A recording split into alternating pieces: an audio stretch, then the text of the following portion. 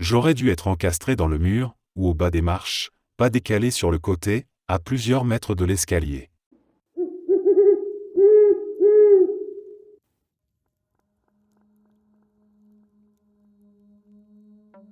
Il y a environ 6 ans, ma femme et moi avons emménagé dans une maison où nous avons vécu pendant environ 3 ans.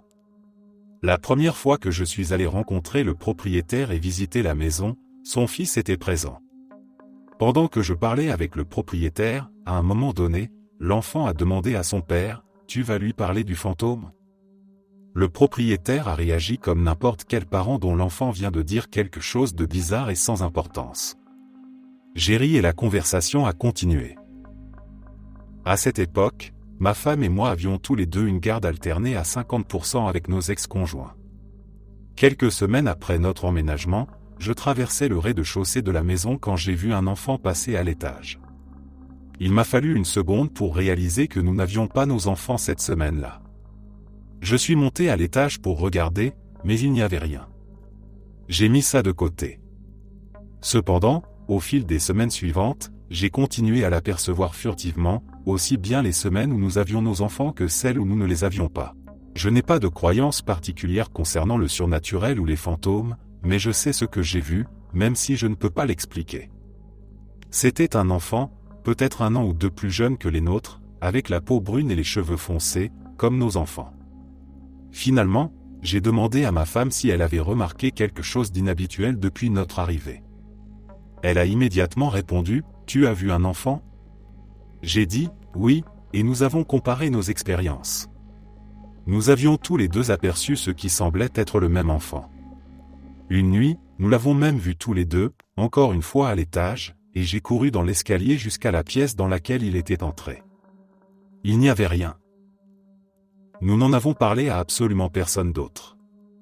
Franchement, ce n'était pas tant la peur que les gens nous prennent pour des fous, mais plutôt qu'ils pensent que nous racontions n'importe quoi. Après environ 1 an passé dans cette maison, mon beau-fils ne voulait plus revenir chez nous après une semaine passée chez son père. Il est finalement revenu. Son père, avec qui nous nous entendions très bien, nous a expliqué la raison, mais nous a demandé de ne pas dire à notre fils qu'il nous en avait parlé, parce qu'il lui avait promis de ne rien dire. Notre beau-fils lui avait raconté qu'il s'était réveillé en pleine nuit, alors qu'il était chez nous, et qu'il y avait un garçon qu'il ne connaissait pas, debout au-dessus de lui. Son père avait fini par le convaincre que ce n'était qu'un cauchemar et que notre maison était sûre. Ma femme et moi avons continué à voir notre fantôme, mais sans trop y penser. Il ne semblait jamais menaçant. Juste une apparition fugace de quelqu'un qui n'aurait pas dû être là. Nous avons fini par déménager. Nous ne l'avons jamais revu depuis. Je n'ai aucune explication à offrir et je ne suis émotionnellement attaché à aucune hypothèse. Cette maison et le quartier avaient été construits au début des années 2000. Avant cela, toute la zone était rurale. S'il y avait eu une maison à cet endroit auparavant, ce qui paraît peu probable, elle n'aurait pas fait partie d'un lotissement. Ni ma femme ni moi n'avons vécu d'expériences similaires avant ou après cela.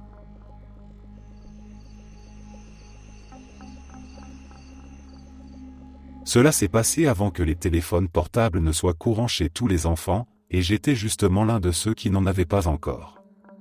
J'attendais le bus scolaire le matin. Je partais de chez moi vers 6h45, j'arrivais à l'arrêt vers 7h15, et le bus passait vers 7h30 pour nous déposer à l'école vers 8h. Il pouvait y avoir 5 minutes de plus ou de moins, mais jamais au point de perturber complètement ma perception du temps. Nous étions en général environ 6 enfants à être pris au même arrêt.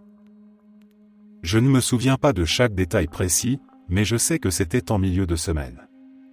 Je me rappelle très clairement m'être réveillé, avoir vu ma famille se préparer, avoir fait ma routine, dit au revoir, tout comme d'habitude.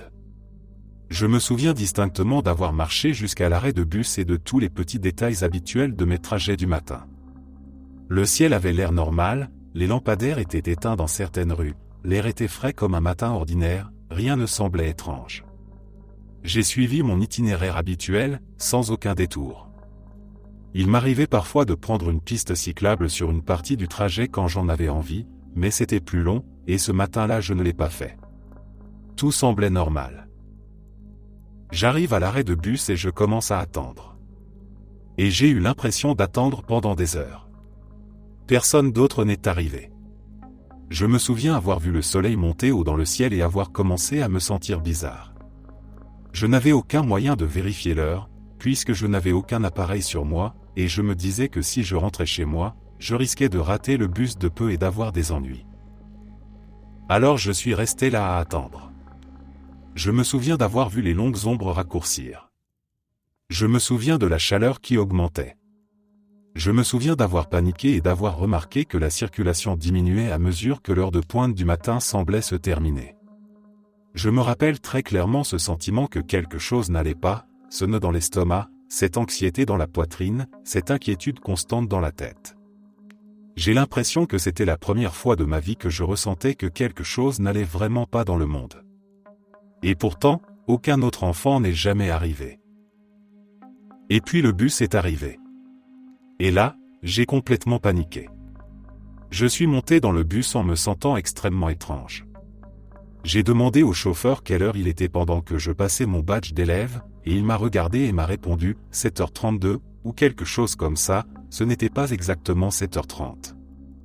Avant même que ma confusion ne devienne trop visible, j'ai entendu derrière moi l'un des enfants avec qui j'attendais habituellement le bus dire « Eh, dépêche-toi ». Je me suis retourné, et tous les enfants habituels étaient là. Je n'ai aucune idée de ce qui s'est passé. J'ai vraiment eu l'impression d'attendre pendant des heures.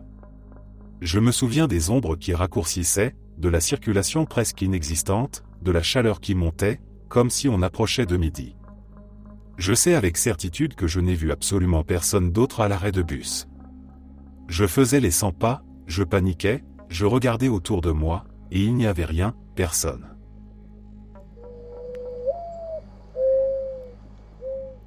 Ma meilleure amie et moi étions sortis faire quelques courses. Nous sommes entrés dans un magasin et la caissière nous a dit « Oh mon Dieu, vous êtes sœurs ?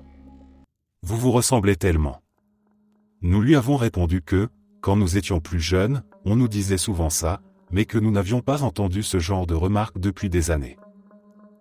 Nous allons ensuite dans un autre magasin, arrivons à la caisse et, encore une fois, on nous demande « Vous êtes deux sœurs. Vous vous ressemblez beaucoup. » Nous répondons alors « Waouh, on ne nous a pas dit ça depuis des années et aujourd'hui on nous l'a dit 2 fois. » Nous sommes ensuite dans la voiture, à traverser la ville, en train de discuter tranquillement. On trouvait ça drôle qu'on nous ait dit 2 fois dans la même journée que nous nous ressemblions, alors que ça faisait probablement 10 ans que ça ne nous était pas arrivé. Quand on est ensemble, nos conversations peuvent devenir un peu bêtes et absurdes, et on parle vraiment de tout et de rien. Pour une raison quelconque, on s'est mis à parler du dentiste et à se poser des questions du genre « Est-ce que tu as encore tes dents de sagesse ? Est-ce que tu as encore tes amygdales ?» On arrive chez moi et je me gare dans la rue. Pour accéder à ma maison, il faut descendre toute la rue puis faire demi-tour pour se garer du côté droit. On a donc parcouru toute la rue et fait demi-tour, ce qui nous permettait de voir l'ensemble de la rue et de vérifier si quelqu'un conduisait, marchait ou se garait. À ce moment-là, nous n'avions vu personne d'autre que nous-mêmes. Il faisait froid dehors et ce n'était pas vraiment une heure où les gens se promènent. Nous sortons de la voiture et montons mon allée, qui est longue et située sur le côté gauche de la maison. Nous sommes environ aux 3/4 du chemin quand nous entendons quelqu'un nous appeler en disant « Et les filles ?» Nous nous retournons et il y a un garçon d'environ 15 ou 16 ans dans l'allée avec nous. Pas dans la rue, pas au bout de l'allée, mais à seulement quelques mètres de nous. J'ai immédiatement eu un mauvais pressentiment parce que je savais qu'il n'y avait personne dans la rue et que, soudainement, quelqu'un se tenait juste à côté de moi dans mon allée. Je passe instantanément en mode protection, totalement confuse. Nous disons simplement bonjour et il nous demande ensuite « On peut être amis ? Vous avez quel âge ?» Sur le moment, nous ne répondons pas vraiment, parce que nous ne savons pas quoi dire, ni qui il est, ni d'où il sort. Il continue alors et nous demande « Vous vous ressemblez, vous êtes sœurs ?» À ce moment-là, je suis en mode panique totale. Je remarque que mon ami est tout aussi déconcerté. Nous lui disons « Non, on est juste meilleurs amis. » Je suis encore plus confuse parce que c'est la 3e fois de la journée qu'on nous dit ça, mais dans un contexte complètement différent. Sa question suivante est « Vous savez ce que je veux faire plus tard ? Il répond lui-même avant que nous puissions dire quoi que ce soit et ajoute « Je veux être dentiste ». Aucune de nous deux n'arrive à parler, car il enchaîne immédiatement avec « Est-ce que vous avez vos dents de sagesse ? Et vos amygdales ?» Pour une raison étrange, nous répondons à ces questions, puis il dit « Je peux voir. Ouvrez la bouche. » Je n'ai pas ouvert la bouche, mais ma meilleure amie, pour une raison que j'ignore, l'a fait. Je l'ai attrapé, nous lui avons dit que nous devions y aller et nous avons couru à l'intérieur. Nous étions assises sur le canapé, complètement sous le choc, incapables de parler. Mon petit ami était tout aussi confus, car il avait assisté à la scène depuis la fenêtre.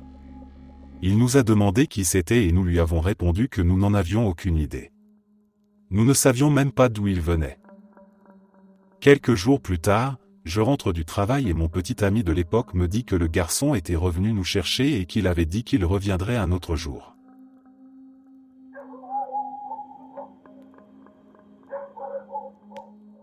D'accord, la mienne remonte à seulement 2 semaines. Pour commencer, je ne suis pas quelqu'un qui croit aux fantômes, aux esprits ou au surnaturel. Nous vivons dans la maison de mon enfance, et je suis devenu la nouvelle chef de famille depuis la mort de ma mère il y a 1 an. Dans notre cuisine, près de la porte arrière, il y a un panneau amovible et verrouillable dans le mur, avec un bouton qui permet d'ouvrir ou de fermer l'arrivée d'eau extérieure. Les seules personnes qui savent ce qu'il y a derrière ce panneau, et même qu'il s'ouvre, sont celles qui vivent avec moi dans cette maison, à savoir mon mari et notre fille de 2 ans. Nous étions tous les 3 dans la chambre, occupés à nos affaires, quand soudain j'ai entendu le bruit de l'eau qui coule à plein régime, comme quand un robinet est ouvert dans la pièce d'à côté. Il m'a fallu 20 minutes pour comprendre d'où venait ce bruit. J'ai vérifié la salle de bain et la cuisine, même les tuyaux. Finalement, je regarde dehors et je vois que l'eau coule à fond à l'extérieur. Je rentre, j'ouvre le panneau, et effectivement, l'eau avait été ouverte. En refermant le robinet, le problème s'est immédiatement réglé. Et maintenant, voilà le bug. Je sais que je n'ai pas tourné ce bouton. Je sais que mon mari ne l'a pas fait non plus, parce que je doute même qu'il puisse le trouver s'il essayait, et en plus il était avec moi et notre enfant dans la chambre en train de regarder un film.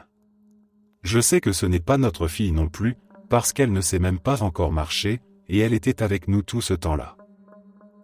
J'ai raconté ce qui s'était passé à mon mari, et il a suggéré qu'un rôdeur s'était introduit dans la maison, avait tourné le bouton, puis était reparti. J'ai beaucoup de mal à y croire, parce que rien d'autre n'a été touché, abîmé ou volé. Ce bouton est extrêmement difficile à trouver si on ne sait pas exactement où il se trouve. Quel genre d'intrus entrerait dans une maison uniquement pour ouvrir l'eau à l'extérieur? Je n'ai toujours aucune idée de comment c'est arrivé.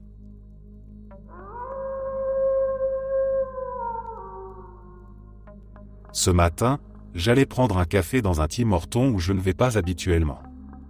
La file au service au volant était extrêmement longue, alors j'ai décidé d'entrer. L'endroit était complètement vide, à part 2 hommes d'environ 50 à 60 ans assis à une table dans un coin. Les 2 hommes se sont fixés sur moi dès que je suis entré, mais bon, des vieux hommes un peu creepy, rien de nouveau. Je m'occupe de mes affaires, je commande mon café et, pendant que j'attends, l'un des hommes s'approche de moi. Il se tient simplement près de moi, alors je me décale et je dis « Oh pardon, je suis sur votre passage ?» Il répond « Non non, désolé, est-ce que je peux vous montrer quelque chose ?» Évidemment, je me méfie un peu et je réponds « Ça dépend de ce que c'est. » Il me montre alors l'écran de veille de son téléphone. C'est une jeune femme qui me ressemble de façon identique. Vraiment, si on nous mettait côte à côte, on pourrait être jumelles. Il me dit que c'est sa fille et qu'il a été complètement surpris en me voyant entrer. Je ris et je lui dis que je suis d'accord, que nous nous ressemblons énormément, puis je lui demande son prénom. Il me dit qu'elle s'appelle Jade. Là, c'est un nouveau signal d'alerte dans mon esprit. Quand j'étais enfant, tout ce que je voulais, c'était m'appeler Jade. Tous mes pseudos de jeu étaient une variation de Jade avec des chiffres. Quand je jouais à faire semblant avec mes amis, j'étais toujours Jade, et j'ai même déjà dit à des inconnus que je m'appelais Jade.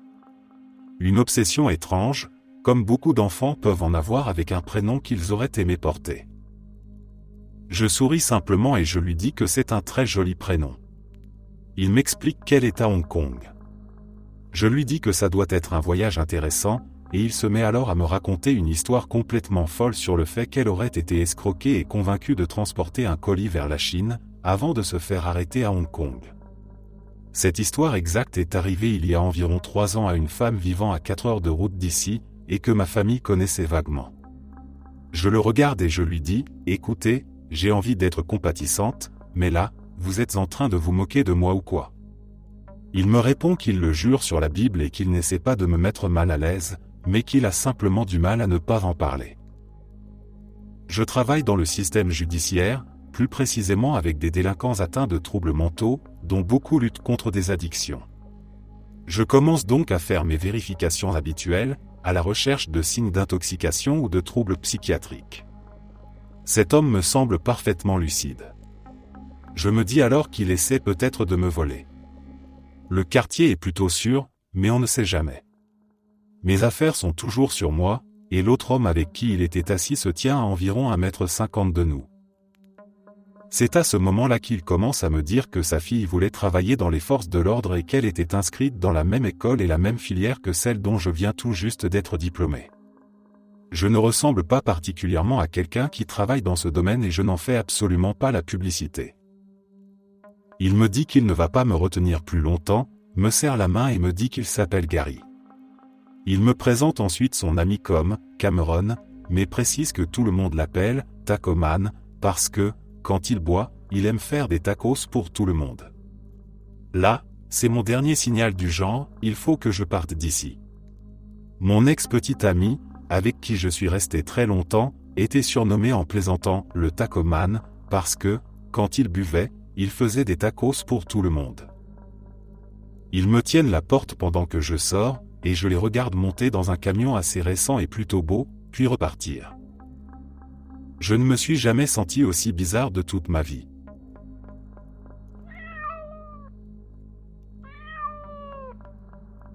Je n'y avais pas repensé depuis des années. 2 événements le même jour. Quand j'étais enfant, mes amis et moi faisions du vélo dans le quartier et nous nous arrêtions dans des parcs ou des maisons abandonnées pour jouer.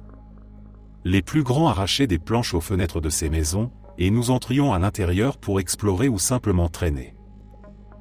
L'une de ces maisons était très ancienne, d'un seul étage, peinte d'un bleu délavé, et visiblement trop petite pour le terrain sur lequel elle se trouvait.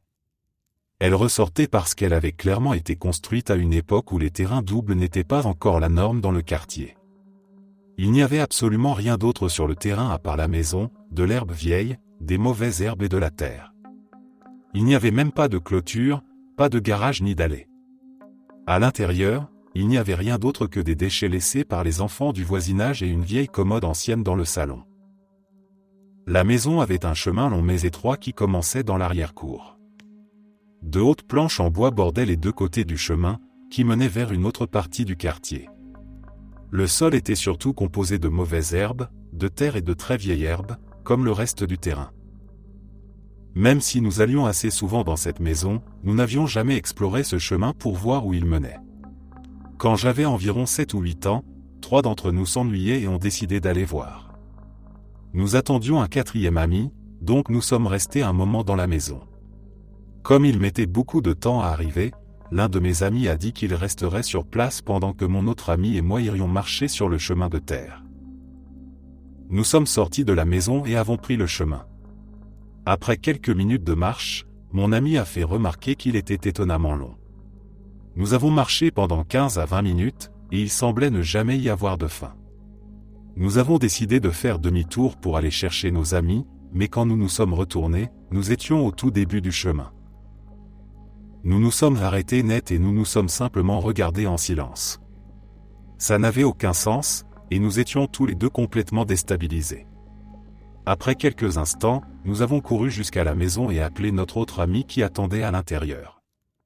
Il n'a pas répondu, alors nous sommes passés par la fenêtre et nous l'avons vu dans le salon, fixé sur quelque chose, totalement silencieux. Nous sommes entrés et il y avait un vieil homme avec une casquette de baseball, peut-être à la fin de la soixantaine ou au début de la soixantaine 10, debout près de la vieille commode, en train de nous fixer sans dire un mot. Nous avons tiré notre ami pour qu'il vienne avec nous, nous sommes ressortis par la fenêtre et nous sommes partis à vélo jusqu'à la maison de mon ami. Une fois arrivé, mon ami a dit qu'il n'avait aucune idée de la façon dont le vieil homme était entré, et qu'il s'était retourné et que l'homme était simplement là. La maison était très petite, et le seul moyen d'y entrer était par la fenêtre, puisque toutes les portes et les autres accès possibles étaient barricadés. Il a dit que le vieil homme l'avait juste fixé pendant quelques minutes avant que nous arrivions, et qu'il était incapable de bouger. Il disait que rien de tout ça n'avait de sens, alors nous lui avons raconté ce qui nous était arrivé sur le chemin. Nous avons eu tellement peur que nous avons décidé d'en parler aux parents de mon ami. Ils ont immédiatement rejeté ce que nous disions à propos du chemin et nous ont expliqué que, même si la maison était barricadée, elle n'était probablement pas abandonnée. Selon eux, nous avions sûrement croisé le propriétaire, et ils nous ont dit de ne plus entrer dans des vieilles maisons parce que c'était une violation de propriété, dangereux, et ainsi de suite. Plus tard dans la soirée, nous en avons parlé au grand frère de mon ami, qui avait environ 11 ou 12 ans. Quand mon ami a raconté qu'il avait vu un vieil homme dans le salon, son frère est devenu tout pâle et a demandé si l'homme portait une casquette de baseball et se tenait près de la commode. Mon ami a répondu oui, et son frère a dit, « Moi aussi, je l'ai vu. » Aucun de nous n'a bien dormi cette nuit-là.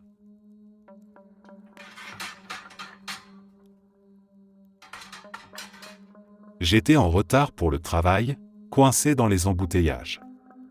Quand je suis enfin arrivé, j'avais environ 20 minutes de retard par rapport à l'heure prévue. Je suis allé directement à mon bureau et j'ai salué mes collègues comme d'habitude. À ce moment-là, l'une d'elles s'est levée avec une expression étrange et m'a demandé pourquoi je portais encore mon manteau.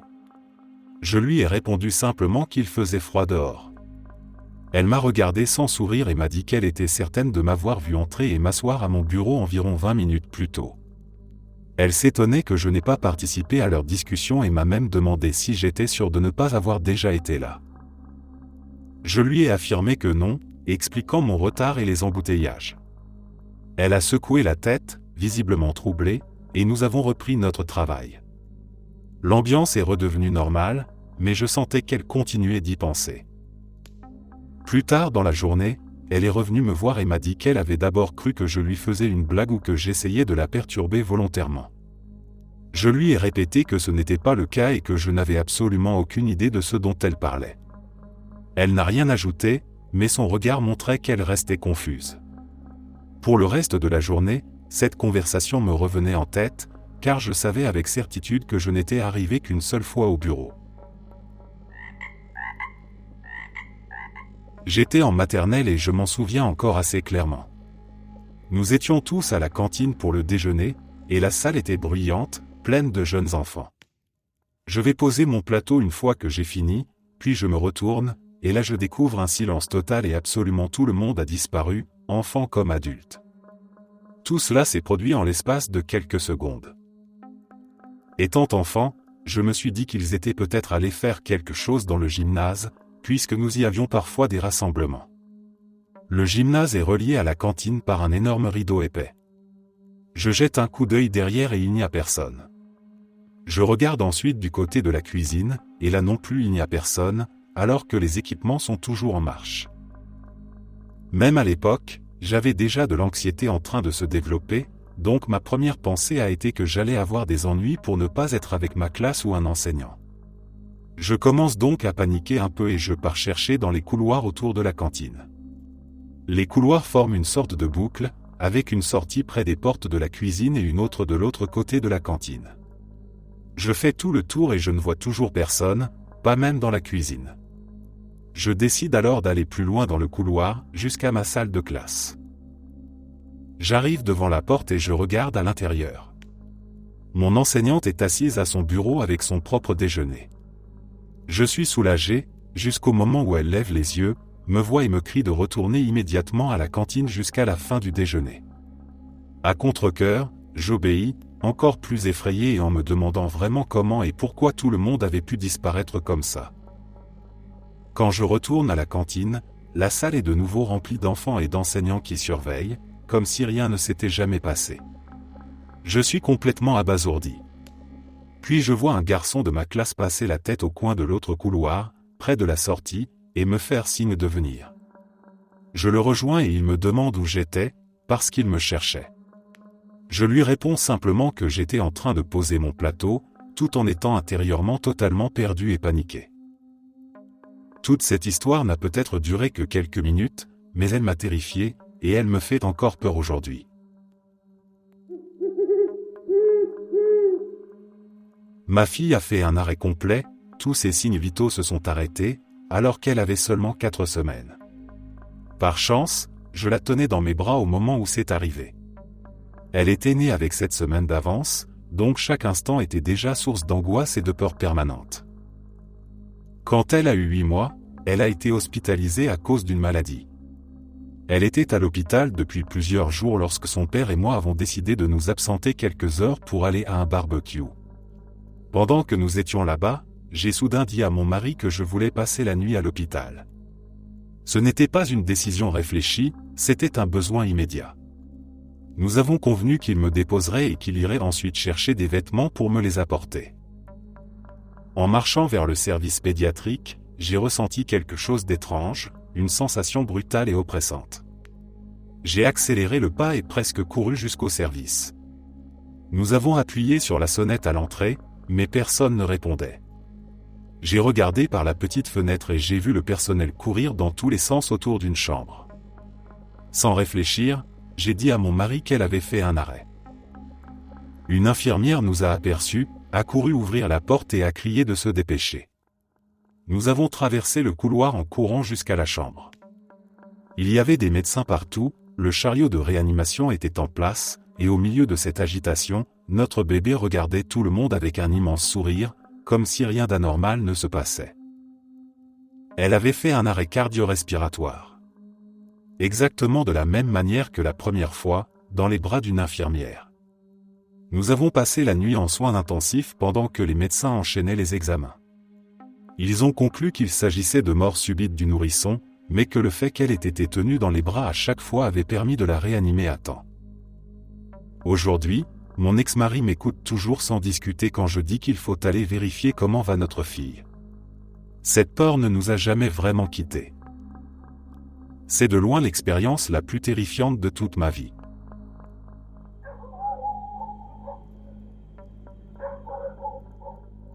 Donc voilà, j'étais d'humeur à me détendre au lit et à regarder absolument n'importe quoi. Je fais défiler YouTube pendant 1 minute et je choisis une vidéo au hasard, un clip drôle avec des animaux ou un truc du genre. Je mets toujours un oreiller en plus sous ma tête quand je regarde la télé au lit, et je suis toujours allongé sur le côté gauche. Je garde aussi toujours la télécommande sur ma gauche quand je regarde la télé au lit. Au moment où je lançais une deuxième vidéo YouTube, je me suis assoupi. Environ 45 à 50 minutes passent et je me réveille. YouTube était en pause et la télé était passée en veille, comme elle le fait automatiquement. Je commence à chercher la télécommande à tâtons, sachant qu'elle était à côté de moi quand je me suis endormi. Rien. Je fouille le lit à ma droite, parce que parfois je la pose là. Rien non plus. Là, je commence à m'énerver. Je m'assois et je regarde autour de moi. Pas sur la table de nuit. Pas sur la commode. Je revérifie le lit en soulevant la couverture tout en jurant. Mais putain, c'est quoi ce bordel? J'ai regardé à l'intérieur des têtes d'oreiller, dans mes chaussons par terre. J'ai inspecté le sol et chaque putain de centimètre de ma chambre. Ensuite, j'ai fouillé le reste de la maison en me disant, où est-ce que ça pourrait bien être? Je l'avais pratiquement dans la main quand je me suis endormi. Et là vient le détail le plus étrange. J'ai un lit queen size avec une très grande tête de lit et un cadre avec des rangements en dessous.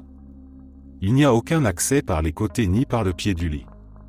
Il n'y a que quelques centimètres entre le lit et le mur. À peine assez de place pour passer le bras, ce que j'ai fait le lendemain. J'ai regardé du mieux que je pouvais et je n'ai rien vu.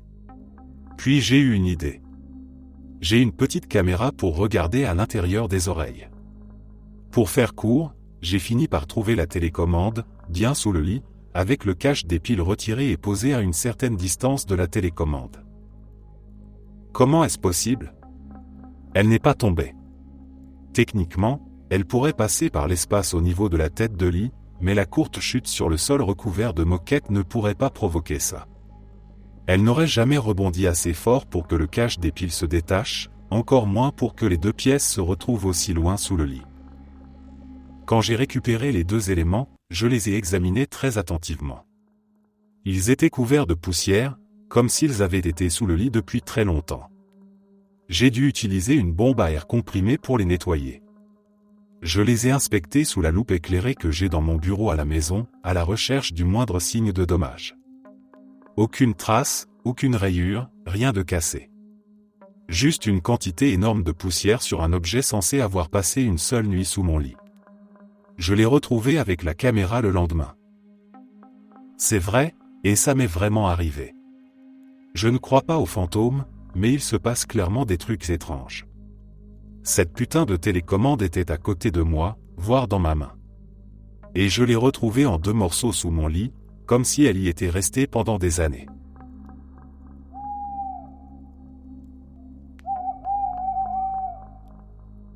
Il existe une série danoise sur Netflix appelée The Ring. J'ai commencé à la regarder sans vraiment faire attention aux réglages, et sans m'en rendre compte, il n'y avait aucun sous-titre. J'ai lancé le premier épisode et je l'ai suivi jusqu'à presque la fin sans me poser la moindre question.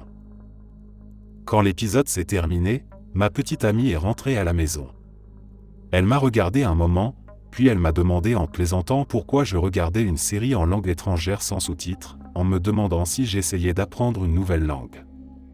C'est seulement à ce moment-là que j'ai réalisé qu'il n'y avait effectivement aucun sous-titre à l'écran. Ce qui m'a troublé, c'est que j'avais l'impression d'avoir tout compris. L'histoire me semblait claire, les relations entre les personnages cohérentes, et aucune scène ne m'avait paru confuse ou incompréhensible. Je n'avais même pas remarqué que je n'étais pas censé comprendre ce qui se disait.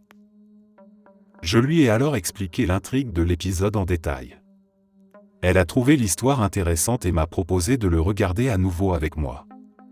Cette fois-ci, nous avons activé les sous-titres. Je m'attendais à découvrir des éléments que j'aurais manqués, des dialogues plus précis ou des intentions différentes. Mais à ma grande surprise, rien n'a changé. Chaque conversation correspondait exactement à ce que j'avais compris la première fois. Aucune réplique ne m'a semblé nouvelle, aucune scène n'a pris un sens différent. C'était comme si j'avais déjà entendu et compris chaque mot auparavant.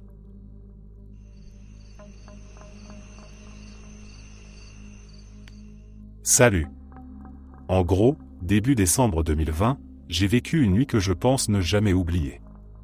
À cette période, j'allais très mal sur tous les plans, et c'était un moment particulièrement difficile parce que ce soir-là, j'ai demandé de l'aide à une personne proche chez qui je vivais, mais cette personne ne m'a pas aidé et a au contraire rendu la situation 100 fois pire. Au passage, il n'y avait ni drogue ni alcool de mon côté, je n'en consomme pas.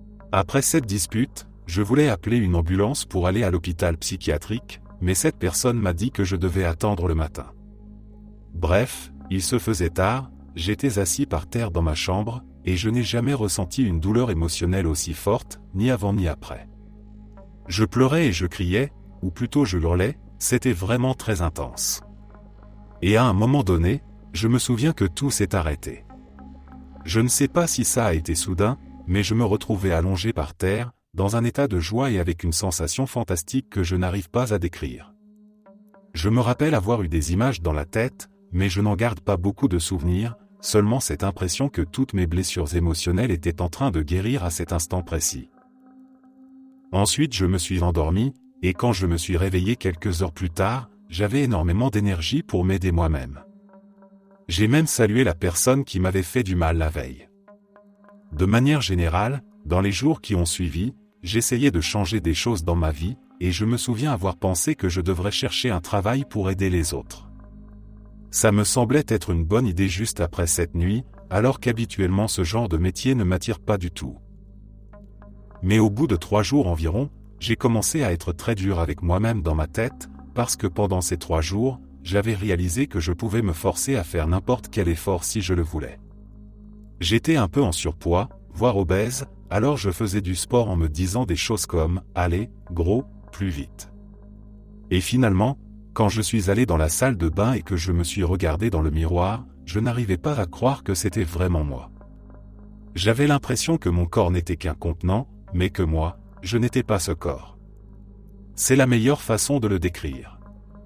Évidemment, cette sensation m'a énormément effrayé, et comme j'avais déjà eu des problèmes mentaux auparavant, je suis allé à l'hôpital psychiatrique le plus vite possible. Là-bas, pour faire court, j'y suis resté environ 2 semaines. J'avais hâte de sortir parce que je ne pouvais pas continuer à améliorer ma vie en étant enfermé, mais ça a clairement cassé mon élan. Après être sorti, j'ai continué à faire des changements positifs pendant 1 mois ou 2, mais au final, cet événement n'a pas changé ma vie de manière durable, car avec le temps, mes anciennes habitudes sont revenues.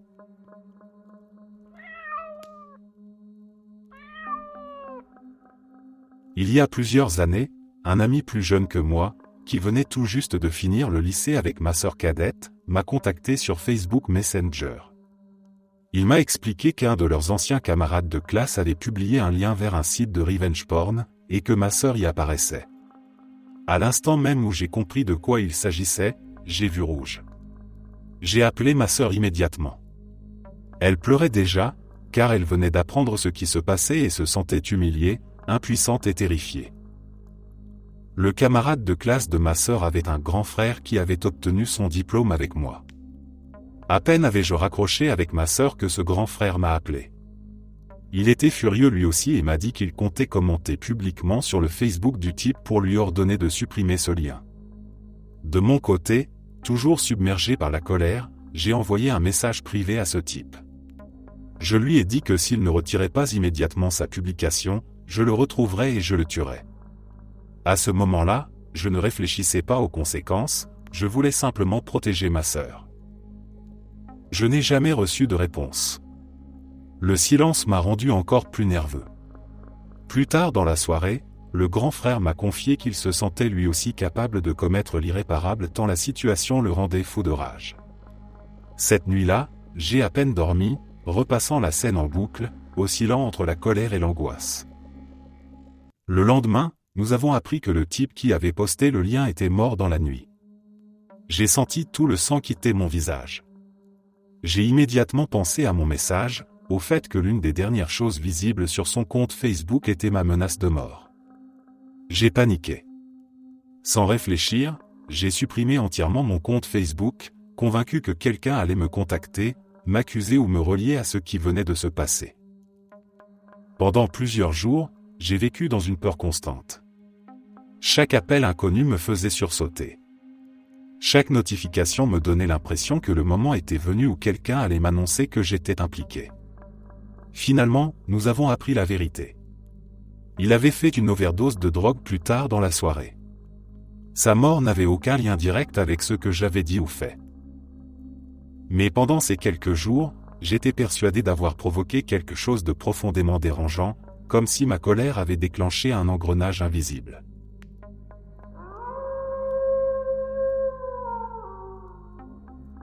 Il y a 4 ans, je rentrais tard le soir en voiture depuis un chantier. Le trajet de retour jusqu'au dépôt durait environ 2h30. Je me souviens très clairement d'avoir été arrêté par la police, d'un adjoint qui s'est approché de ma fenêtre, puis de m'être brièvement réveillé, d'avoir regardé vers le bas, vu qu'il découpait mon pantalon, et d'avoir vu mon bras gauche complètement absent, avec un garrot posé dessus. Je me souviens même de la douleur intense du garrot, serré à l'extrême autour de mon bras. La chose suivante dont je me souviens, c'est de reprendre connaissance en soins intensifs, avec mon frère et mon père assis près de moi. J'essaie de parler, mais j'ai un tube dans la gorge. Je regarde immédiatement mon bras en pensant qu'il a disparu. Mais non, il est bien là. Je bouge mes mains, j'essaie de comprendre ce qui s'est passé, et rien n'a de sens. D'après ce qu'on m'a raconté, les événements de la nuit se seraient déroulés ainsi. Selon le rapport de police, je roulais sur une vieille route où la limitation de vitesse était de 65 miles à l'heure. C'était près d'anciennes mines, je prenais des routes secondaires pour rentrer, donc il n'y avait pas de lampadaire ni d'éclairage. J'aurais roulé à environ 65 à 70 miles à l'heure, et un conducteur ivre se serait endormi en laissant son camion à l'arrêt au milieu de la route, sans aucun feu allumé. Je l'ai percuté de face à cette vitesse, puis j'ai été héliporté et intubé. Je ne sais pas ce qui lui est arrivé, mais moi je m'en suis sorti avec une clavicule cassée, le coccyx fracturé et 2 côtes cassées, ainsi qu'un énorme hématome causé par la ceinture de sécurité. Le camion de travail a été totalement détruit. Mais mon bras n'a absolument rien eu. C'est là que ça devient étrange. J'ai ce souvenir extrêmement vif d'avoir été arrêté par un policier. Les gyrophares, la vitre que je baisse, puis le fait de me réveiller brièvement dans un hélicoptère, de voir mon bras disparu et de ressentir une douleur atroce à cause du garrot. Et ensuite je me réveille, et apparemment je n'ai jamais été arrêté par des policiers ce soir-là, et je n'ai jamais perdu de bras. Je sais que le cerveau peut être étrange, et qu'il peut bloquer des souvenirs, mais inventer une expérience comme un contrôle de police et la perte d'un bras. Les événements de cette nuit restent très troublants pour moi. Vu la violence de l'accident, je devrais logiquement être mort. Est-ce que j'ai changé de ligne temporelle? Passé dans un univers parallèle? Est-ce que j'ai complètement perdu la raison et inventé quelque chose qui n'est jamais arrivé?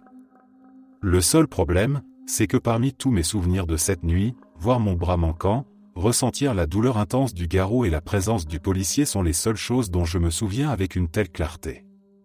Tout le reste a complètement disparu de ma mémoire. En réalité, la seule chose dont je me souviens avant l'accident et le policier, c'est d'avoir quitté le chantier. Du moment où je suis parti jusqu'au moment où je me suis réveillé à l'hôpital, tout est effacé. Est-ce un bug? Ou est-ce simplement mon cerveau qui réagit de manière étrange à cause du traumatisme?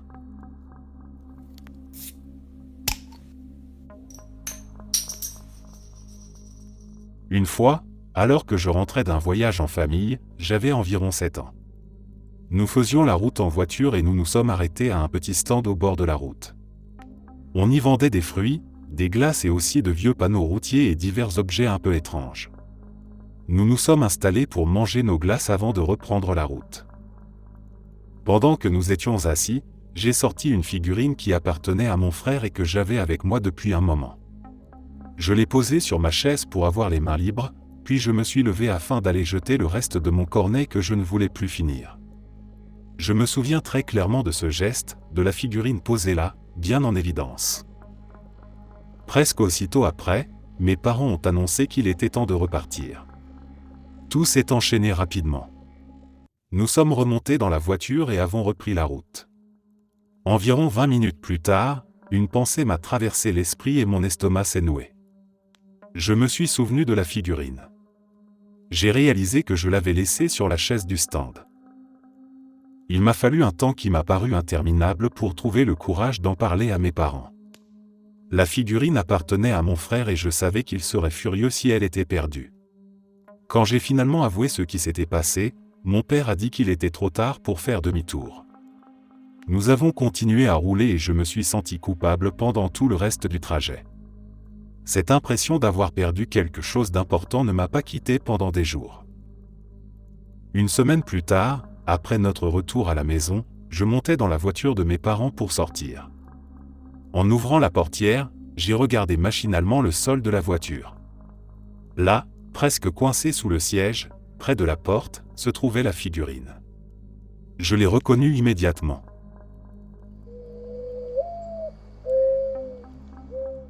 Un matin d'hiver, très tôt, ma mère se préparait à m'emmener à l'école.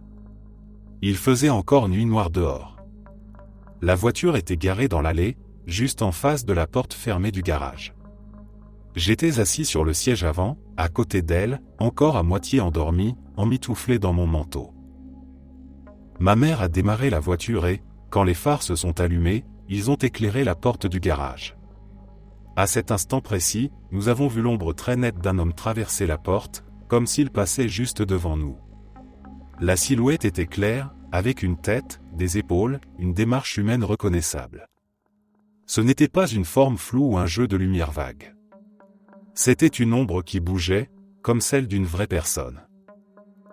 Nous avons tous les deux paniqué immédiatement. Ma mère a sursauté, j'ai senti mon cœur s'emballer, et on a commencé à regarder partout depuis l'intérieur de la voiture. Elle a tourné la tête vers l'arrière, puis sur les côtés, cherchant quelqu'un autour de l'allée, du trottoir, entre les maisons. Moi, je collais presque mon visage à la vitre pour voir si quelqu'un se trouvait près de nous. Il n'y avait absolument personne. La seule chose que j'ai remarquée, c'est un camion qui s'éloignait lentement au bout de la rue. Il roulait dans une rue résidentielle, donc pas très vite. Pour être à l'endroit où il se trouvait à ce moment-là, il aurait dû passer derrière notre voiture quelques secondes auparavant. Il allait dans la même direction que l'ombre que nous avions vue se déplacer sur la porte du garage. Après coup, c'est la seule explication à laquelle nous avons réussi à penser. Peut-être que l'ombre du conducteur du camion s'était projetée d'une manière étrange sur notre porte de garage au moment exact où les phares se sont allumés. Mais même en essayant de raisonner, rien ne collait vraiment. L'angle, la netteté de la silhouette, le timing parfait. Tout semblait trop précis.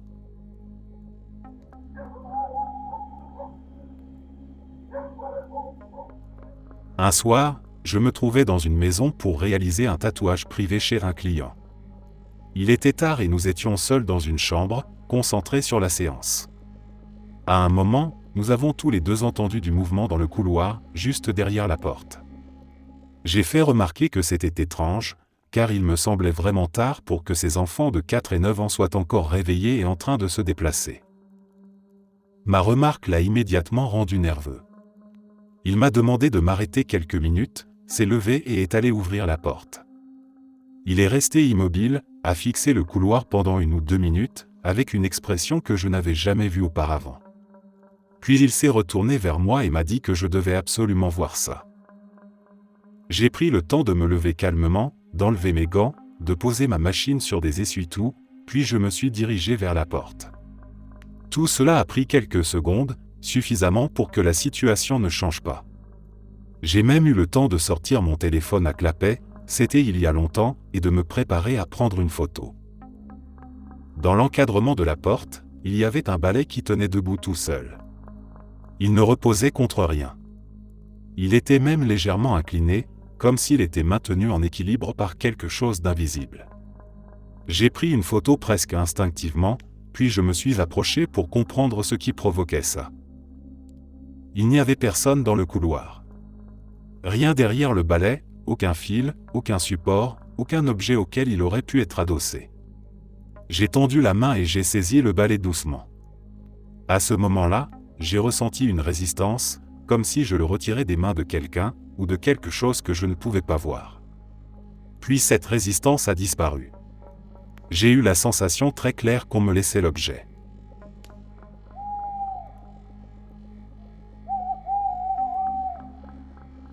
C'était au collège, dans mon pays d'origine.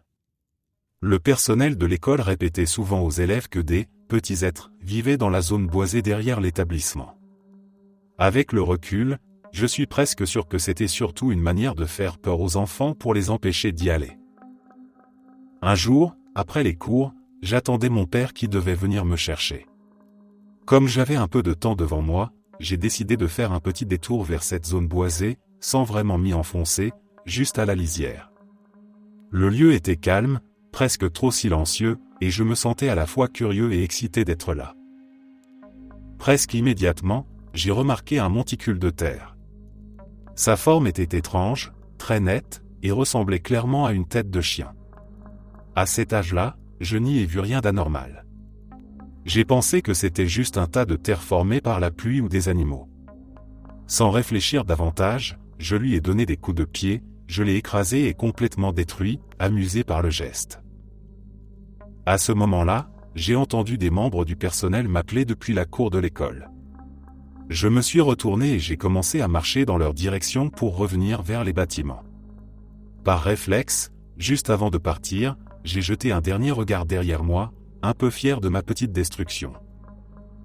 C'est là que j'ai vu quelque chose qui m'a glacé. Le monticule était de nouveau là, parfaitement reformé, exactement comme avant. La même forme, la même tête de chien, comme si rien ne s'était passé. Il n'y avait personne autour, pas de bruit, pas de mouvement. Juste ce tas de terre intacte. La peur m'a envahi d'un coup. Mon cœur s'est mis à battre très fort et j'ai couru aussi vite que j'ai pu pour retourner vers l'école. Je n'ai rien dit à personne, incapable d'expliquer ce que j'avais vu sans passer pour un menteur ou un fou. À partir de ce jour-là, je ne me suis plus jamais approché de cette zone boisée, même de loin.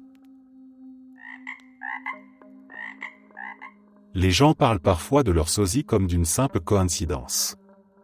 Pour moi, c'est aller beaucoup plus loin, à un point presque irréel.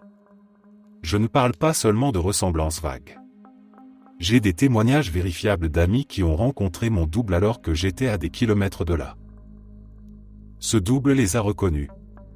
Il leur a fait signe. Il leur a parlé. Parfois les deux. Ce n'était pas une personne silencieuse ou distante. Il agissait comme s'il me connaissait parfaitement. L'étrangeté ne s'arrête pas là.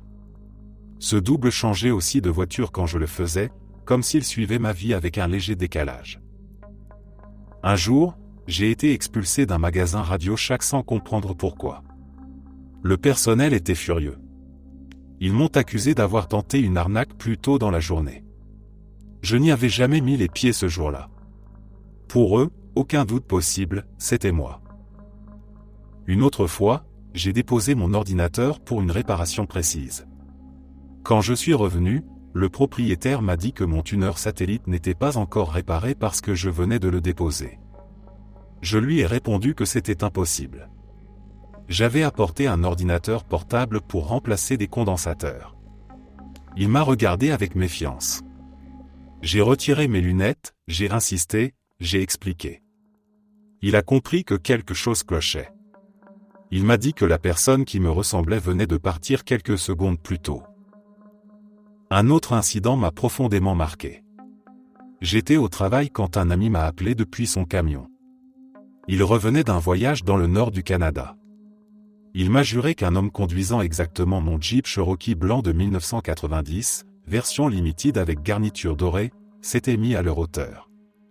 Le conducteur lui a fait signe, puis a accéléré avant de disparaître. Mon ami était persuadé que c'était moi. Peu après, ma mère m'a appelé, confuse et contrariée. Elle me demandait pourquoi je n'étais pas au travail. Elle venait de me voir conduire près du Wendy's du quartier, au volant d'une Toyota Paseo de 1993. Je lui ai rappelé que j'étais bel et bien au travail. Elle est passée me voir aussitôt, visiblement secouée. Il faut comprendre un élément important. Je suis une femme transgenre, assignée homme à la naissance, et j'ai subi une opération. Malgré cela, les témoignages ont continué. Mon double semblait évoluer en même temps que moi. Récemment, une amie proche m'a dit m'avoir vu régulièrement dans un café où je ne suis allé qu'une seule fois. Elle était blessée et pensait que je l'évitais volontairement. Quand ma compagne et moi lui avons raconté toute l'histoire, elle s'est calmée. J'ignore cependant si elle y croit vraiment. L'épisode le plus récent est sans doute le plus troublant. Ma petite amie a vu mon double féminin dans l'allée derrière nous, dans un magasin. Cette femme portait un style que j'avais adopté récemment. Une coiffure similaire. Une manière de se tenir que je reconnaissais comme mienne. Une fois de plus, je ne l'ai jamais vu moi-même.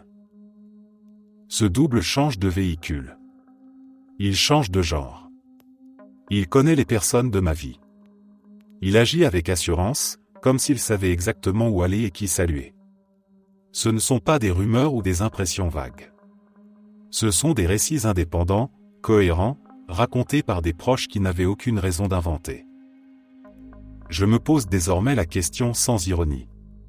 Est-ce que quelqu'un me suit intentionnellement? Est-ce une personne obsédée qui a étudié ma vie en détail?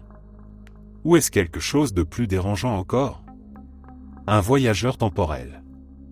Un sauteur de dimension. Ou une explication que je n'ai pas encore envisagée.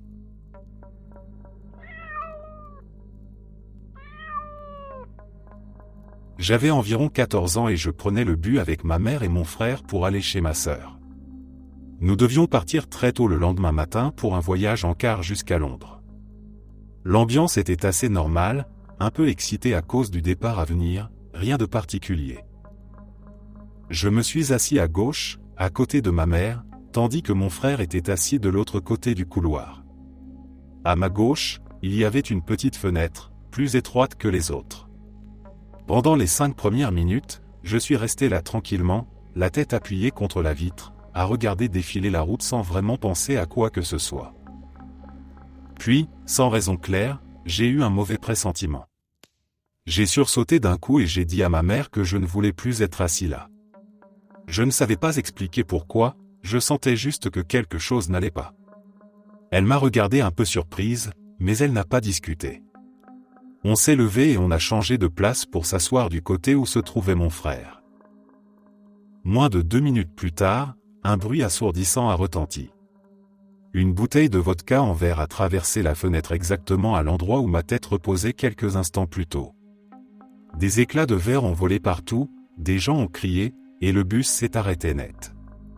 Quand j'ai réalisé ce qui venait de se passer, j'ai senti mon estomac se nouer. Je n'ose même pas imaginer ce qui aurait pu m'arriver si j'étais resté à ma place. J'aurais pu être gravement blessé, défiguré ou même perdre la vue. Après l'incident, on nous a fait descendre et attendre un bus de remplacement. J'étais encore sous le choc, incapable de me détendre. Le trajet a repris, mais la malchance semblait nous suivre. Sur la route, des jeunes faisaient les idiots sur le bas-côté, et l'un d'eux est tombé brusquement sur la chaussée. Le chauffeur a dû donner un grand coup de volant et freiner violemment pour l'éviter. Plusieurs passagers ont été projetés hors de leur siège et certains se sont fait mal. Le bus a dû s'arrêter à nouveau.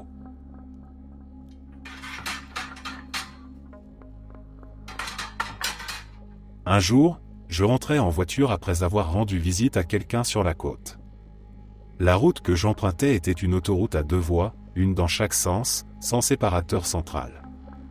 Elle serpentait doucement à travers les arbres, avec de longues courbes faciles à négocier. Le soleil brillait et rien ne laissait présager un problème.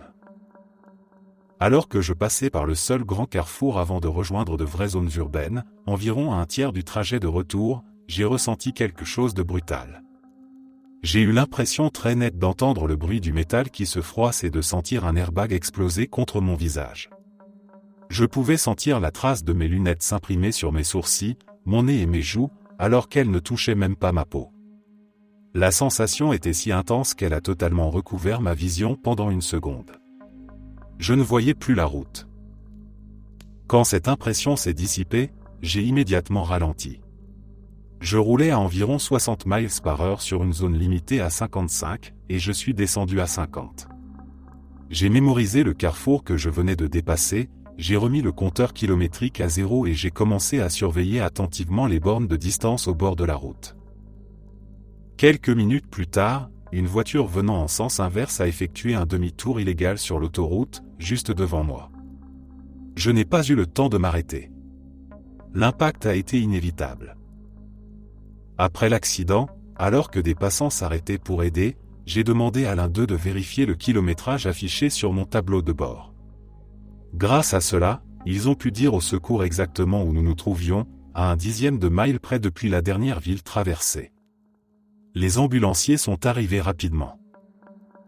Je me suis fracturé le poignet et j'ai souffert d'un coup du lapin. Pendant le chaos entre l'arrivée des ambulances et celle des dépanneuses, plusieurs objets ont été volés dans ma voiture. Malgré tout, personne n'a été grièvement blessé, ce qui reste le point le plus important.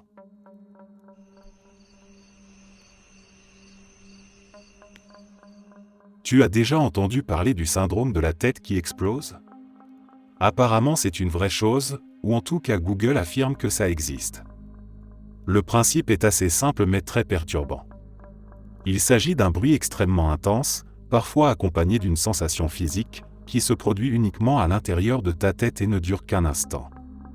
J'ai du mal à me souvenir exactement de ce que j'ai ressenti sur le moment, mais c'était suffisamment marquant pour que je m'en souvienne encore. Quand j'ai cherché des informations, les résultats sont apparus immédiatement, comme si beaucoup de gens avaient déjà vécu ça. Sur le moment, l'expérience était vraiment violente et désagréable. Le bruit ressemblait à une télévision réglée sur de la neige, avec le volume poussé à fond, puis brusquement éteinte. C'était à la fois un son et une sensation, comme si quelque chose claquait dans ma tête. Mon corps entier a sursauté malgré moi, et une montée d'adrénaline m'a traversé de la tête aux pieds. Pendant quelques secondes après, j'étais complètement réveillé. Mon cœur battait vite, mes muscles étaient tendus, et j'essayais de comprendre ce qui venait de se passer. Il n'y avait pourtant aucun bruit réel autour de moi.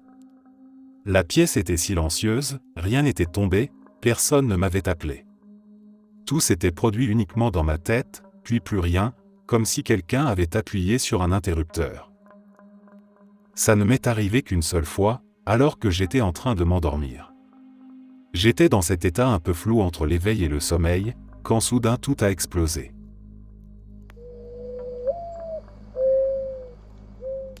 Ma mère, mon frère et moi étions assis dans la voiture en train de rentrer chez nous après avoir rendu visite à des amis.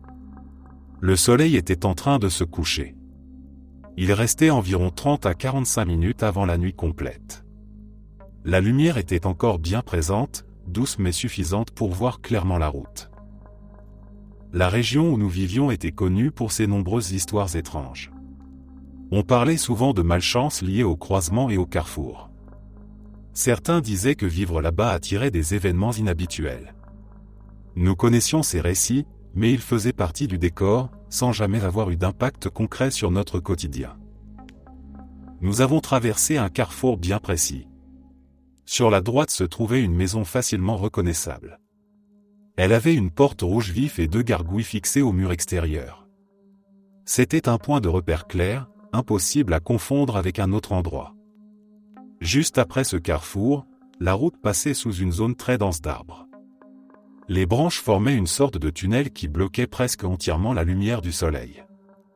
Nous sommes restés sous cette couverture végétale pendant une quinzaine de secondes en suivant un léger virage. Lorsque nous sommes ressortis de cette zone boisée, quelque chose n'allait pas. Il faisait complètement noir, comme en pleine nuit. Pas une obscurité de crépuscule, mais une nuit totale. Les lampadaires étaient allumés. Le ciel avait changé. Le contraste était si brutal que nous avons tous immédiatement réagi. Ma mère a regardé l'horloge de la voiture. Le temps avait avancé d'1h30. Aucun de nous ne parlait. Nous essayions de comprendre comment cela pouvait être possible alors que nous avions roulé tout droit, sans arrêt, sans détour, sans avoir perdu connaissance. Ce qui a rendu la situation encore plus incompréhensible, c'est la suite du trajet. Après quelques instants, nous avons reconnu la route. Nous arrivions de nouveau au même carrefour. La même maison se trouvait sur la droite. La même porte rouge. Les mêmes gargouilles. Cette fois, un lampadaire éclairait l'endroit. Tout était identique, à l'exception de la nuit qui était tombée. Nous avions pourtant continué presque en ligne droite depuis le premier passage. Aucun demi-tour. Aucun détour volontaire. Et pourtant, nous étions revenus exactement au même point. Personne dans la voiture n'avait une explication.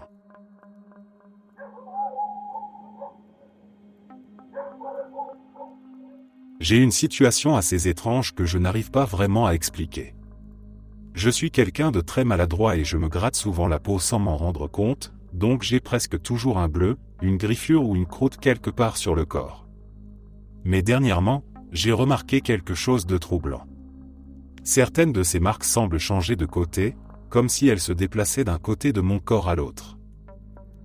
Par exemple, j'ai depuis longtemps une petite sorte de bouton sous mon sourcil droit. J'en suis certaine, parce que je le tripote machinalement depuis des années.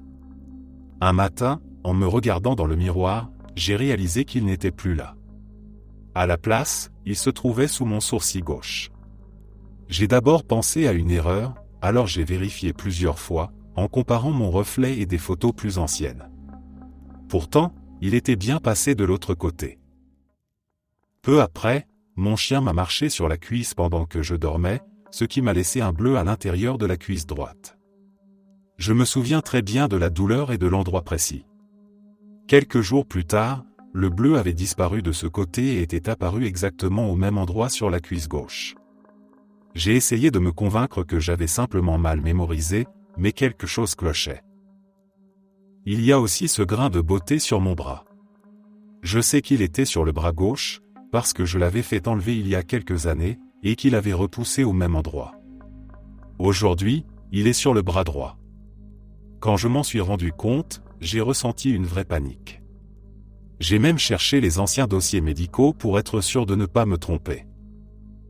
La même chose est arrivée avec des griffures sur mes mains. Un jour, elles étaient sur la main droite, le lendemain sur la gauche, sans nouvelle blessure entre-temps. J'ai commencé à faire attention à chaque détail, à noter mentalement où se trouvait chaque marque, mais plus j'y faisais attention, plus j'avais l'impression que tout devenait confus. À force de voir ces changements s'accumuler, j'ai commencé à douter de ma mémoire et de ma perception. Je me demande si mon corps me joue des tours ou si c'est mon esprit qui essaie de recoller les morceaux comme il peut.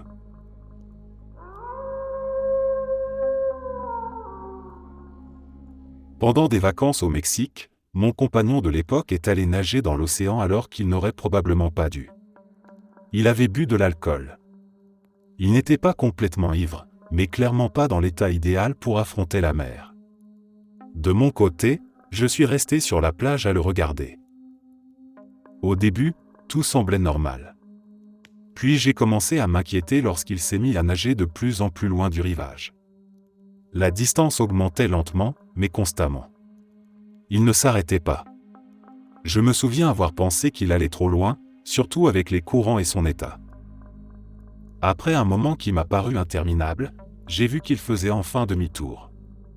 J'ai ressenti un immense soulagement en le voyant revenir vers la plage. Lorsqu'il est sorti de l'eau, je lui ai demandé ce qui l'avait fait changer d'avis. Il m'a expliqué qu'il avait prévu de continuer à nager encore plus loin. Dans son esprit, rien ne l'arrêtait. Puis, soudainement, il a entendu une femme lui crier de revenir vers le rivage. Sa voix était claire et insistante. Il a dit qu'il n'avait pas réfléchi. Il avait simplement obéi et commencé à nager dans l'autre sens.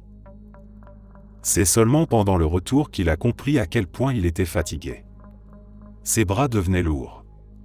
Sa respiration était difficile. Il a dû lutter pour regagner la plage. À ce moment-là, il m'a avoué qu'il n'aurait probablement pas réussi à revenir s'il avait continué à nager plus loin. Ce qui rend cette histoire troublante, c'est qu'il n'y avait littéralement personne d'autre sur la plage. Pas une seule femme. Pas un groupe au loin. Personne qui aurait pu lui crier quoi que ce soit. Nous étions seuls face à l'océan.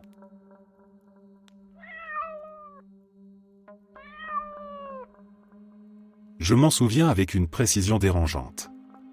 J'avais environ 6 ou 7 ans. Ce jour-là, ma mère m'avait emmené avec elle à une réunion Tupperware chez une autre femme. Il y avait plusieurs mères réunies, et moi, mon frère et les autres enfants jouions dans le jardin pendant qu'elle discutait à l'intérieur. À un moment, je suis tombé. Je me suis cogné la tête assez fort et j'ai commencé à pleurer. Ma mère est sortie, elle m'a pris contre elle, m'a rassuré, et je me souviens très clairement de ce moment. Tout semblait normal. Trop normal. Le lendemain, quelque chose a changé. Sans raison précise, j'ai commencé à douter. Je ne savais pas pourquoi, mais j'avais l'impression que toute cette scène n'avait peut-être jamais eu lieu. Cette pensée n'avait aucun sens, alors j'ai cherché une preuve. J'ai touché ma tête. J'avais encore une bosse, et elle me faisait vraiment mal. À ce moment-là, je me suis dit que ça avait forcément été réel. Plus tard, j'en ai parlé autour de moi. J'ai mentionné la réunion, le jardin, ma chute. Personne ne se souvenait de quoi que ce soit. Ni de cette maison, ni du fait que ma mère, mon frère et moi y soyons allés ce jour-là. Même ma mère n'en avait aucun souvenir.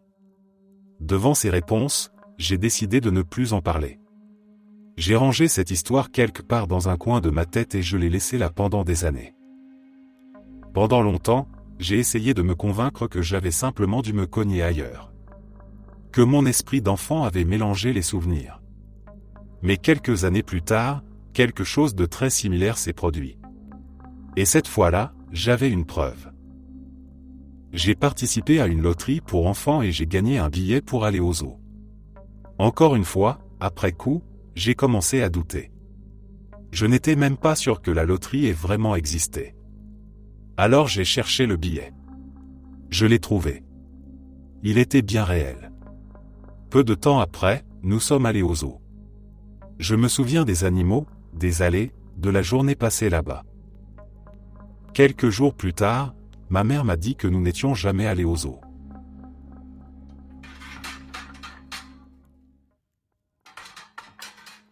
J'ai vécu des dizaines de moments que j'appelle des moments de force. Par exemple, je sais que la télécommande se trouve à l'autre bout de la pièce. Une seconde plus tard, je l'ai dans la main.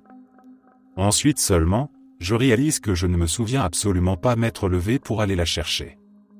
Je me rappelle juste avoir tendu la main machinalement, comme distrait, et elle était là. Il m'est aussi arrivé de tendre la main pour attraper quelque chose, de sentir l'objet dans ma paume, puis de comprendre que c'était physiquement impossible qu'il se soit trouvé à portée. Il était trop loin. Pourtant, il était bien dans ma main. Je pense que je n'ai jamais vraiment fait attention à ce que je faisais au moment où cela se produisait. C'est comme une coupure nette dans mon attention. Mon cerveau ne fabrique même pas de souvenir de cet instant précis. Du coup, une fois le moment passé, cela ressemble à de la magie. Mais à chaque fois, j'ai cette pensée frustrante. J'aimerais tellement pouvoir me voir agir, comme dans ces films pour ados du début des années 2000 où le personnage découvre soudain qu'il est spécial, qu'il possède quelque chose d'unique. J'aimerais observer le moment exact où ça se produit. J'ai aussi vécu plusieurs expériences de déjà-vu très particulières. Pas seulement l'impression que quelque chose va arriver, mais la certitude absolue. Je sais qu'un objet va tomber ou être renversé. Avant même que le mouvement ne commence, je tends la main et j'attrape le crayon juste avant qu'il ne touche le sol. Je saisis le verre plein de soda avant qu'il ne bascule. Dans ces instants, tout se passe comme si je vivais un souvenir à l'avance. Comme si la scène était déjà écrite, déjà terminée, et que je choisissais d'intervenir avant la fin. Je bloque l'événement avant qu'il ne se déroule complètement. Après chaque moment de ce genre, il se passe toujours la même chose. Une sensation étrange m'envahit. Je ressens un vide brutal, presque mort. Je fixe l'objet que j'ai attrapé ou déplacé, comme si je devais m'assurer qu'il est bien réel. Des frissons violents parcourent tout mon corps. J'ai la chair de poule partout. Pendant quelques secondes, je me sens profondément perturbé. Dernièrement, j'ai remarqué quelque chose d'encore plus inquiétant. Je commence à désirer ces moments. Je les attends. Le dernier en date m'a procuré une montée incroyable, mais seulement pendant quelques secondes. J'ai volontairement plongé dans la sensation. J'étais excité, heureux, envahi de frissons. Des sensations chaudes et froides parcouraient ma peau en même temps. Puis, sans prévenir, tout s'est effondré. Une douleur atroce s'est formée dans mon ventre. Une sensation de gouffre, comme si toutes mes émotions, tous mes sentiments, avaient été aspirés dans un trou béant en une fraction de seconde. Le moment s'est terminé brutalement. Je n'ai jamais rien ressenti d'aussi violent et dérangeant. Celle-ci me met vraiment mal à l'aise, encore aujourd'hui. Je venais de passer du temps avec des amis au centre commercial et j'ai décidé d'essayer les transports en commun de Missoula. Je suis monté dans le bus. La conductrice était assez jeune, la peau foncée, et elle avait l'air gentille au premier abord. Il n'y avait personne d'autre à bord, alors je me suis assis vers l'avant. Elle a engagé la conversation presque tout de suite. On a parlé longtemps. De choses banales, de la journée, de rien d'important. La discussion a duré tellement longtemps que je n'ai même pas réalisé que j'avais dépassé mon arrêt. Quand je m'en suis rendu compte, je lui ai demandé si elle pouvait me déposer immédiatement et j'ai ajouté que je finirais le trajet à pied, même si ça me prenait une trentaine de minutes. Elle a répondu d'une voix qui m'a glacé. Un simple non. Le ton était froid, dérangeant, totalement différent de celui qu'elle avait quelques minutes plus tôt. J'ai senti un malaise monter. J'ai répondu que ce n'était pas grave, en essayant de rester calme. Le silence qui a suivi était insupportable. Pour briser cette tension, j'ai tenté de relancer la conversation. Elle n'a presque pas répondu. Le bus a dépassé un arrêt. Puis un autre. À ce moment-là, je ne savais plus quoi penser. Je commençais à me demander si j'étais en sécurité, si je n'étais pas coincé dans une situation que je ne comprenais pas. Après un moment, une autre personne est montée dans le bus. Dès que j'en ai eu l'occasion, je suis descendu. J'ai commencé à marcher en direction de la maison d'un ami. Par réflexe, j'ai regardé en arrière et j'ai fait un signe de la main à la conductrice. Elle n'a rien fait. Pas de sourire. Aucun geste. Juste un regard fixe. Vide d'émotion. Ni colère, ni méchanceté. Simplement un regard figé sur moi. Le bus avançait lentement et c'est là que je les ai vus. Des larmes coulaient sur ses joues. Je suis resté immobile quelques secondes, incapable de comprendre ce que je venais de voir. Puis le bus a disparu au bout de la rue. Cela vient juste d'arriver. J'étais dans la cuisine avec ma sœur. J'étais penché au-dessus de l'évier en train de regarder quelque chose quand j'ai remarqué une présence au-dessus de moi, légèrement sur ma gauche. À côté de l'évier, il y a l'égouttoir à vaisselle avec un support pour les tasses qui récupèrent l'eau. En relevant la tête, j'ai vu un placard. Un placard dont je n'ai absolument aucun souvenir. Je l'ai ouvert. À l'intérieur, il y avait des choses tout à fait normales. Des boîtes en plastique, des sacs, exactement ce qu'on range habituellement dans ce genre d'endroit. Pourtant, quelque chose n'allait pas. Je ne me souvenais pas qu'un placard ait jamais été là. Encore moins à cet endroit précis, juste au-dessus du support pour les assiettes et les verres. Plus je le regardais, plus son emplacement me semblait étrange, comme s'il avait été ajouté sans logique. Je me suis tourné vers ma sœur et je lui ai demandé depuis quand ce placard existait. Elle m'a répondu naturellement que ça faisait quelques mois, mais pas encore un an. Sa réponse m'a troublé. J'ai toujours vécu dans cette maison. Je suis sûr que j'aurais remarqué un nouveau placard, surtout dans une pièce que j'utilise tous les jours. J'ai refermé la porte lentement et je l'ai observé encore. Rien ne semblait anormal, et pourtant une sensation persistait.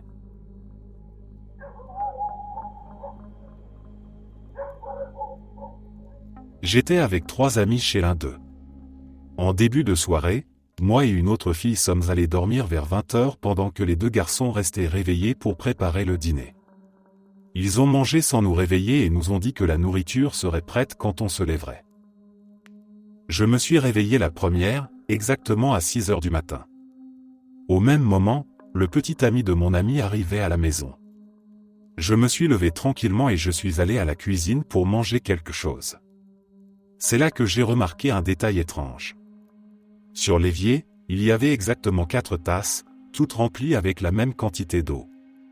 Alignées, comme si quelqu'un les avait posées volontairement. Sur le moment, je n'y ai pas vraiment prêté attention. J'ai pensé que les autres les avaient utilisées pendant la nuit. J'ai pris un autre verre, j'ai préparé un chocolat chaud et je suis retourné m'installer. L'ambiance était encore calme, tout le monde dormait. Un peu plus tard, l'un des garçons s'est réveillé. Il est allé à la cuisine, puis est revenu presque immédiatement, l'air complètement perdu. Il m'a demandé comment j'avais fait pour utiliser 4 tasses. Je n'ai pas compris la question. Je lui ai répondu que je pensais que c'était eux qui les avaient utilisées la veille au soir. Il m'a regardé, surpris, et m'a dit non. Il avait fait toute la vaisselle avant d'aller dormir. Il en était sûr. Les 2 autres ont confirmé la même chose. Personne n'avait laissé de tasses dans l'évier. Personne ne se souvenait les avoir sorties.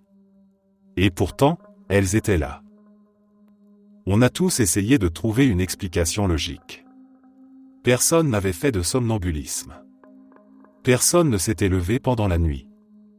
Les tasses étaient identiques, remplies de la même façon, comme si le geste avait été répété exactement 4 fois sans erreur. Plus on en parlait, plus la situation devenait étrange.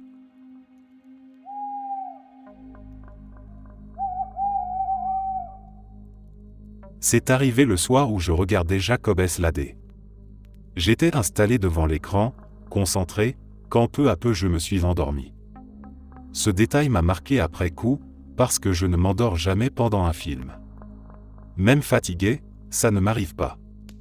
Pourtant cette fois, sans m'en rendre compte, tout s'est éteint. La scène suivante dont je me souviens, c'est l'heure sur mon téléphone. Il était 2h du matin. J'ai éteint l'écran, encore un peu désorienté, et je suis allé me coucher presque mécaniquement, comme si mon corps avait décidé à ma place. À peine allongé, je me suis endormi de nouveau. C'est là que le rêve a commencé. Un rêve lucide, ce qui est extrêmement rare pour moi.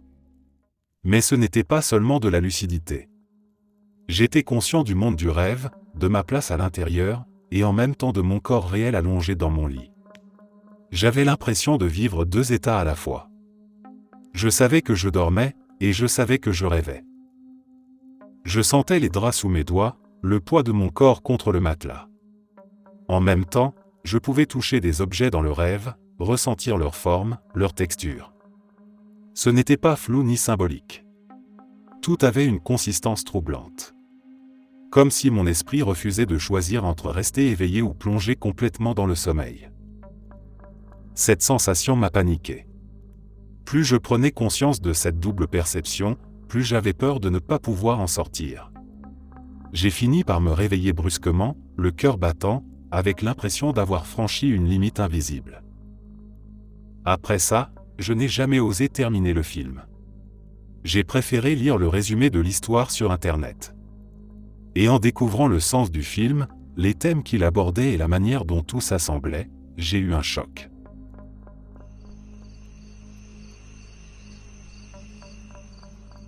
C'est arrivé il y a environ un mois. J'étais allé voir un film au cinéma. À un moment, je me suis levé pour aller aux toilettes. En marchant jusqu'à la porte, quelque chose m'a immédiatement semblé étrange. Il n'y avait pas de poignée visible. Je me suis arrêté devant la porte, un peu hésitant, puis j'ai passé la main dessus pour comprendre comment elle s'ouvrait. J'ai fini par trouver le bon geste et je suis entré, mais cette absence de poignée m'est restée en tête. Je suis retourné à ma place et j'ai essayé de me reconcentrer sur le film, sans vraiment y parvenir. Une sensation de malaise persistait, comme si un détail important m'avait échappé. Environ 1 heure plus tard, j'ai dû retourner aux toilettes. En m'approchant de la même porte, j'ai levé les yeux, et cette fois, la poignée était là. Bien visible. À l'endroit exact où elle aurait toujours dû se trouver. Je me suis arrêté net. Juste 1 seconde, immobile devant la porte. Mon esprit n'arrivait pas à suivre. La poignée n'était pas apparue discrètement. Elle était évidente, impossible à rater. J'ai senti une vague de confusion me traverser. J'ai commencé à douter de moi-même. J'ai pensé que j'étais peut-être fatigué, distrait, ou que mon cerveau m'avait joué un tour. Mais plus j'y réfléchissais, plus une certitude revenait. La première fois, je l'avais vraiment cherché. J'avais touché la porte, exploré sa surface. Si la poignée avait été là, je l'aurais senti. Cette pensée m'a glacé. Pendant quelques secondes, j'ai sincèrement cru que je perdais pied, que quelque chose clochait dans ma perception de la réalité. J'ai fini par entrer, mais le reste de la séance s'est déroulé dans un état étrange. Le film continuait devant moi, mais une partie de mon esprit était restée bloquée sur cette porte.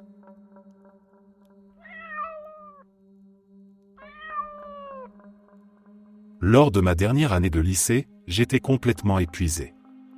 J'enchaînais le sport, j'avais d'excellentes notes, je participais à des activités en dehors des cours et j'avais une vie sociale très active. Je vivais constamment sous pression, sans vraiment m'en rendre compte sur le moment. C'est à cette période que des choses étranges ont commencé à se produire. Je me réveillais en pleine nuit, souvent vers 2 ou 3 heures du matin. Sans réfléchir, je me levais, j'enfilais mon uniforme scolaire et j'allais dans la cuisine pour me préparer le petit déjeuner, comme si une journée normale allait commencer. Le bruit finissait par réveiller ma grand-mère. Elle me trouvait debout, habillé, en train d'agir avec assurance. Selon elle, j'avais les yeux ouverts, je semblais parfaitement réveillé, attentif, mais il manquait quelque chose. Comme si je n'étais pas entièrement présent. Elle essayait de me convaincre de retourner me coucher, mais je résistais. Je répétais toujours la même phrase. Je dois y aller, je ne peux pas être en retard à l'école. Peu importe ce qu'elle disait, mon esprit semblait bloqué sur cette idée. Ces épisodes se sont produits plusieurs fois. Chaque fois, je n'en gardais aucun souvenir au réveil. Pour moi, les nuits passaient normalement. Jusqu'au jour où ma grand-mère a discuté avec la voisine d'en face. Elle parlait de leurs enfants, de l'école, de la fatigue. Et c'est là qu'un détail troublant est apparu. La voisine avait une fille du même âge que moi.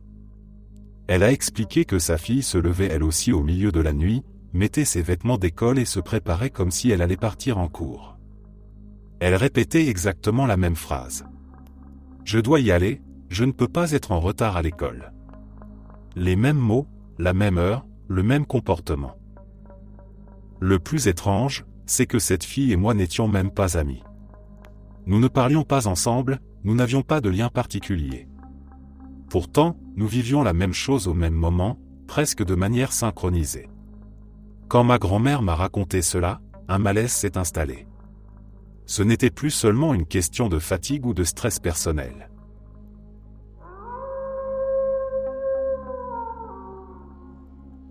Mon oncle avait fait installer un siège monte-escalier dans la cage d'escalier reliant le premier et le deuxième étage de sa maison, sans jamais m'en parler. L'escalier est long et raide, avec 28 marches droites, puis 3 autres en bas qui tournent vers la gauche. Le haut de l'escalier se termine contre un mur en placo-plâtre, derrière lequel se trouve une structure en briques, séparée par à peine quelques centimètres. J'avais été absent toute une semaine et je n'avais aucune idée que des travaux avaient été faits. En rentrant, je suis monté directement au deuxième étage, qui se trouve au même niveau que l'entrée principale.